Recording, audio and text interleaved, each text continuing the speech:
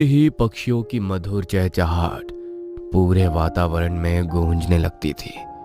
इसी शांत, सुखद और हरियाली से भरे वातावरण में शंकर और माया रहते हैं। दोनों मिलकर खेती करते हैं और सुबह सूरज उगने से पहले ही शंकर बैलों को पानी पिलाने जाता था।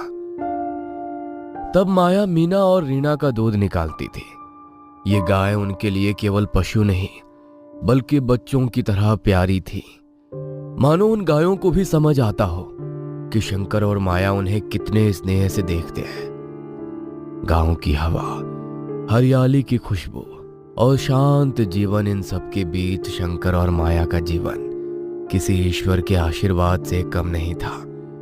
लेकिन एक दिन हर दिन की तरह माया और शंकर जल्दी उठकर अपने काम को लग गए। शंकर अपने बैल को लेकर पानी पिलाने तालाब की ओर चला गया। तभी घर के द्वार पर दो स्त्रियों ने दस्तक दी। फटे पुरानी कपड़े पहने वो भिखारन सी लग रही थी। उन्हें देखकर झाड़ू लगाती हुई माया वैसे ही हाथ में झाड़ू पकड़े द्वार तक चली आई। सुन बहन, जरा दूध दे दे, घर में बच्चा भूखा बैठा है, जल्दी कर, समय नहीं है हमारे पास।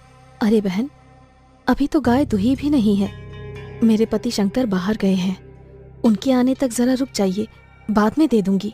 रुके, हम क्या फुर्सत में घूम रहे हैं? दूध है तो दे दे, नाटक मत कर। ऐसी बात मत कीजिए, आप याचक हो, प्रातः काल में कैसी बातें कर रही हो। देख, हम अच्छे से मांगे तो दे दे, वरना बाद में पछताएगी। बस 1 लोटा दूध चाहिए। मैंने कहा ना, अभी नहीं है। आप लोग ऐसे क्यों बोल रही हैं? हमारी मजबूरी है तभी तो मांग रहे हैं। तो जैसे लोगों को दया भी नहीं आती। आप लोग जैसा बोल रही हैं उससे तो डर ही लग रहा है। माफ कीजिए, पर अभी दूध नहीं दे पाऊंगी। अच्छा ठीक है, याद रखना ये बात। चल बहन, यहाँ से कुछ मिलने वाला नहीं। ऐसे करते दोनों भी वहां से चली गई। सूरज ऊपर आते ही घर में शंकर आ गया। शंकर घर में आते ही माया को ऐसा लगा वो औरतों के बारे में शंकर को बता दे। लेकिन आते ही शंकर ने बैल को खुट्टी से बांधा और माया को दूध का बकेट लाने को बोल दिया। माया बकेट देकर अपने काम में व्यस्त हो गई और वो प्रसंग वहीं पर भूल गई। दिन निकलते ही शंकर ने नाश्ता कर लिया और अपने बच्चों जैसे पशुओं को लेकर खेत की ओर निकल पड़ा। खेत में पहुंचते ही एक पेड़ से रस्सी ढीली बांधकर गायों के सामने चारा डालकर छोड़ दिया और बैलों के सहारे अपने हल से खेत को जोतने लग गया। रोज काम करते हुए उसकी नजर दोनों गायों पर होती, मगर आज उसने नहीं देखा कि सुबह से उन दोनों गायों ने चारे की ओर मुंह भी नहीं फेरा है। दोपहर में जब माया शंकर का खाना लेकर आई, तब शंकर ने अपना जोतने का काम रुकवाकर बैलों को विश्राम दिया। उन्हीं गायों के पास छांव में बैठकर दोनों खाना खाने लग गए। शंकर और माया दोपहर की हल्की छांव में अपनी गायों के पास बैठकर खाना खा रहे थे। हवा में मिट्टी और घास की मिली जुली महक थी, पर आज उस महक में कुछ अजीबपन घुला था। शंकर को लगा कि गाय पहले जैसा चारा नहीं खा रही, लेकिन उसने सोचा शायद धूप ज्यादा लग गई होगी, थोड़ा आराम कर लेंगी तो ठीक हो जाएंगी। माया ने भी एक नजर गायों पर डाली, पर उसका ध्यान शंकर के लिए लाए भोजन पर था। दोनों ने खाना खाया और शाम को वापस घर लौट आए। लेकिन उस शाम कुछ ऐसा हुआ जिसने दोनों का मन घबरा दिया। सूरज ढल चुका था। गांव में शाम की आरती के स्वर उठने लगे थे। घर में आंगन में माया चूल्हा सुलगा रही थी और शंकर गायों को पानी पिला रहा था। तभी उसने देखा गाय जैसे उसे देख ही नहीं रही थी। उनका सिर लगातार नीचे, आंखें लाल और शरीर पर एक अजीब सी बेचैनी। पहले वो सोचता रहा कि शायद थकान होगी, लेकिन जब उसने उनकी पीठ सहलाई तो गाय जैसे कांप उठी।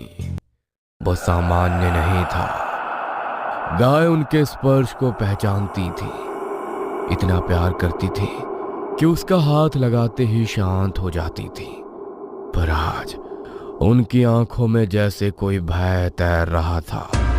माया पानी रखकर आई और बोली, सुनो जी, आज ये दोनों इतनी घबराई सी क्यों लग रही हैं? पता नहीं माया, कुछ ठीक नहीं लग रहा। सुबह से चारा तक भी नहीं खाया, अब तो छूने तक नहीं दे रही हैं। गाय बेचैन होकर कभी खूंटी की तरफ देखती तो कभी अंधेरे में कहीं दूर देखती, जैसे वहां कुछ दिख रहा हो, कुछ जो इंसानों की नजर से ओझल था।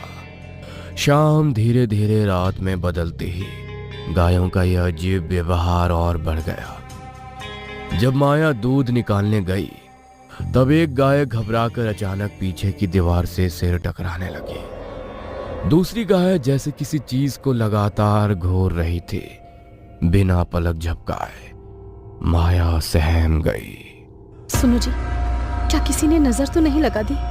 शंकर ने माया की आंखों में डर देखा, पर अपने मन का डर छिपाता हुआ बोला, अरे नहीं, ऐसा कुछ नहीं, बस उनकी तबीयत खराब होगी, सुबह डॉक्टर को बुला लेंगे, चिंता मत करो।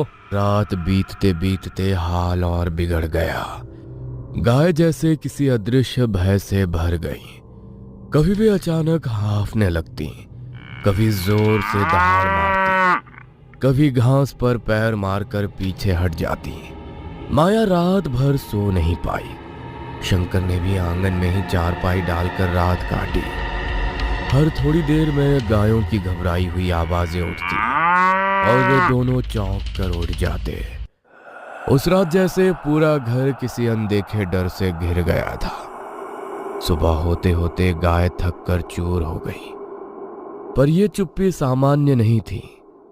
उनकी सांसें भारी हो चुकी थी, आंखों की लालिमा और तेज हो गई थी और शरीर जैसे बुखार से तप रहा था। शंकर ने तुरंत गांव के पशु वैद्य को बुलाया। वैद्य आया। उसने गायों के मुंह के पास हाथ रखा, आंखें देखी, शरीर टटोला। कुछ देर वो चुप रहा, फिर उसने धीमे स्वर में कहा, देखिए, इनकी हालत ठीक नहीं लग रही। कुछ अजीब बुखार है, पर यह सिर्फ बुखार नहीं लगता। कोई डर, कोई तनाव। रात में बहुत बेचैन रही हैं क्या? माया ने तुरंत हाँ में सिर हिलाया। जी महाराज, रात भर जगी रही, जैसे किसी चीज से डर गई हो। वैद्य ने कुछ दवा दी, पर वापस जाते हुए वो खुद उलझन में था। दोपहर तक गायों की हालत और बिगड़ गई। एक गाय लगातार कांपती रही, दूसरी जमीन पर लेटी हिलना भी बंद कर चुकी थी। माया का मन रोने लगा। सुनो जी, ऐसा पहली बार हुआ है। ये तो कभी बीमार भी नहीं पड़ती थी। शंकर ने बस हाँ में सिर हिलाया, क्योंकि उसके पास भी जवाब नहीं था। पर गांव की हवा में फुसफुसाहटें फैल चुकी थी। गांव में नुक्कड़ पर शंकर की चर्चा हो रही थी। किसी ने कहा, अरे रात को इस तरफ किसी की परछाई देखी थी। अरे किसी ने जादू टोना किया है शायद। गाय डर गई हैं किसी बुरी नजर से। बाजार से सामान लाते वक्त ये बातें